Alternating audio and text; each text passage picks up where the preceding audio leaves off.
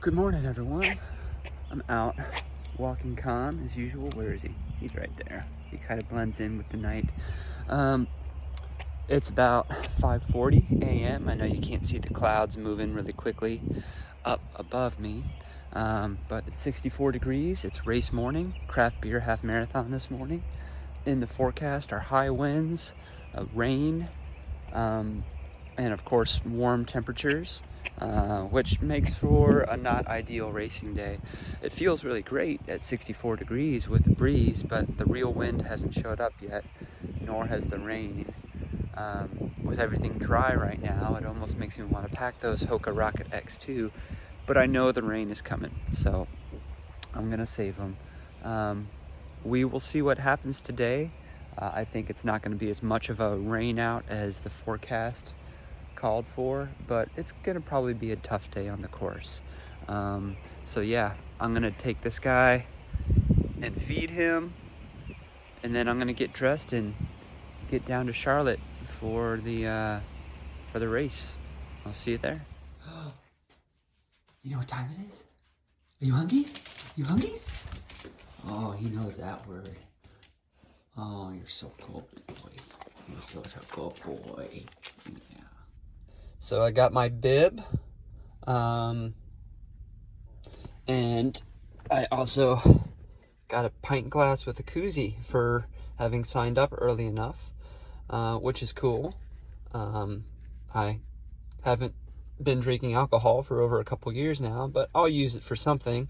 I do drink non-alcoholic beer, although I don't know if any of the breweries who are here have any NA beers set up. Otherwise, it's just another glass to add to the collection. So Derek and I are warming up. We're going down David Kaler, which is the last mile.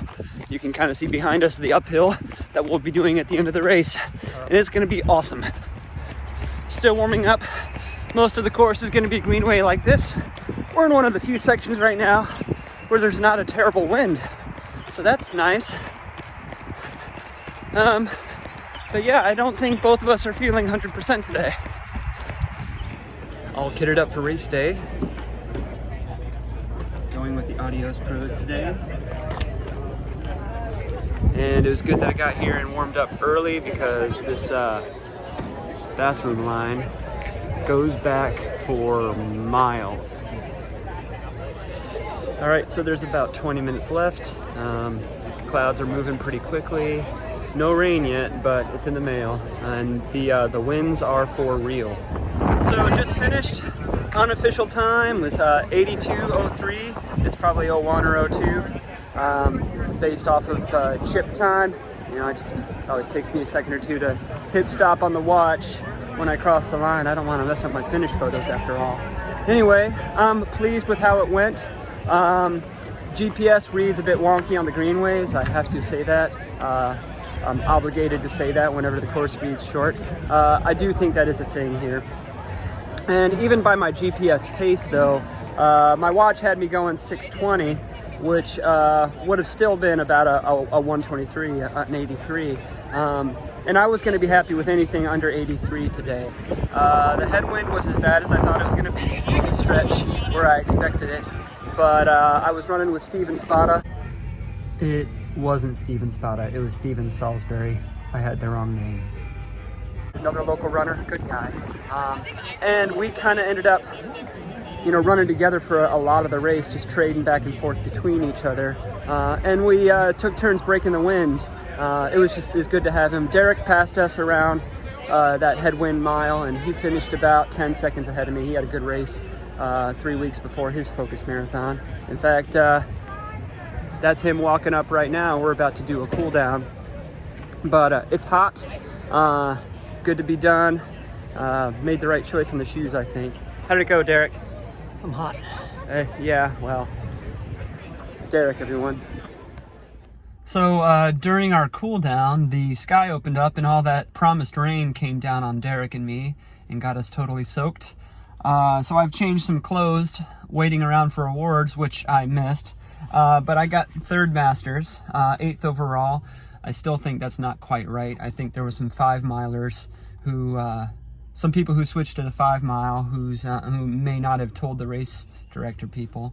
But third Masters might be appropriate, because Robert Miller, who I know to be a really fast guy, who is older than Derek and me, was definitely ahead of us, and I don't know if he was top 3 or not.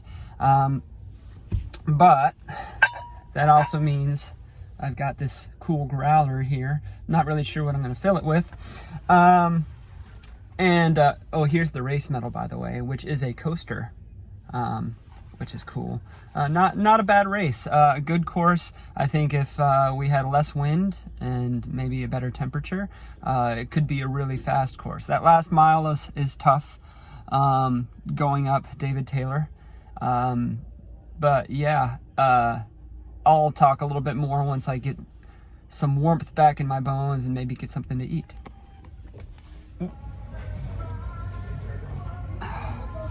So I'm at Hawthorne's Pizza in Huntersville, just getting some lunch because I waited around for awards and missed them, and now I just want something hot. But yeah, had a great time at the race today. Didn't really have a time goal in mind or a pace goal in mind. I kind of knew about where I would be shooting for, but I just kind of wanted to have a managed effort, and that's kind of what I ended up with today. I settled into it, uphill first mile or so, and then downhill to the greenway, and just kind of settled in for a few miles, and started picking people off, and ran for quite a few miles with Stephen Salisbury. I said the wrong name before, and he and I were just kind of on each other's shoulder, trading off the lead with each other back and forth. When I say the lead, we were like in 5th or 6th place. It wasn't the lead, but just kind of working together and pacing off of each other, which was really helpful in that 9th mile when we headed into that headwind and just got slapped in the face.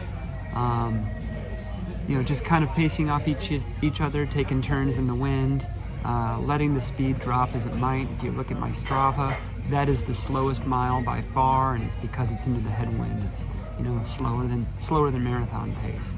Once we turned around, it was like, oh wow, I can run fast again, and I don't have to be fighting the wind. There were still some challenges on the back end of the course, like when we turned left, the crosswind was bad enough to really slow us up. And you're starting to feel, you know, the 10th, 11th, 12th miles, you're starting to feel the half marathon distance at that time too. Derek passed us kind of in the 9th mile, but he never really got out of sight. He was always kind of 10 to 20 seconds ahead. Far enough where I couldn't really close the distance, but I wasn't really racing him at that point. I think after I finally passed Steven, I hazarded a look behind me in the 12th mile and noticed he wasn't really in sight, so I kind of figured my place was set at that point. So I was just wanting to not die going up that last hill on David Taylor. And I didn't die. There were some times where I thought I wanted to, but it was all about finishing. And yeah, was thinking maybe I could get it under 82, and I saw it go, you know, 81, 58, 59, 82 just a few seconds before I crossed the line. But I'm happy with 82 low. Like I said before, anything under 83 I would say is a good day.